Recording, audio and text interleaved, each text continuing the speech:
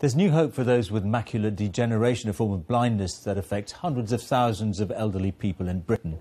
Next year could see the first trials of a pioneering new treatment. It follows a clinical study which showed gene therapy improved the vision of patients with a much rarer form of eye disease. Our science correspondent Palab Ghosh reports. That's it. This is Joe Pepper, a 24-year-old teacher. Until a few months ago, he was going blind. But his vision has been saved by a pioneering gene therapy. Right, so you obviously have done a lot of work, hopefully, over the holidays in terms of... Joe also teaches history at St John's School in Surrey. Soon after his treatment, he was asked to read from a sight chart.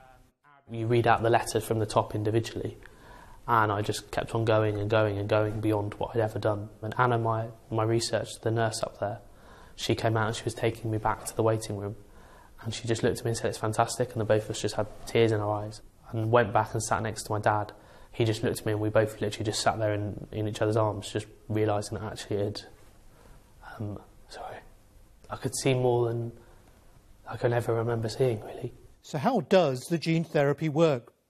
Right at the back of the eye are cells that detect light and enable us to see. In Joe's case, because of a faulty gene, these cells have been gradually dying, leaving only the ones in the middle. Doctors stop more cells from dying by injecting working copies of the defective gene into the back of his eye.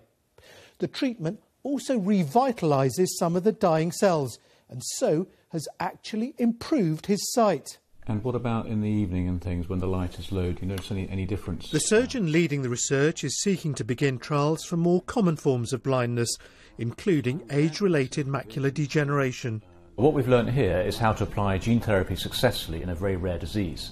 But of course we'd like to apply it to more common forms of blindness, and this indeed may be achievable within the next 5 to 10 years. This is what you're doing here. Common forms of blindness involve more genes and so are harder to treat. But the results so far, for Joe and people like him, are promising. Palab Ghosh, BBC News.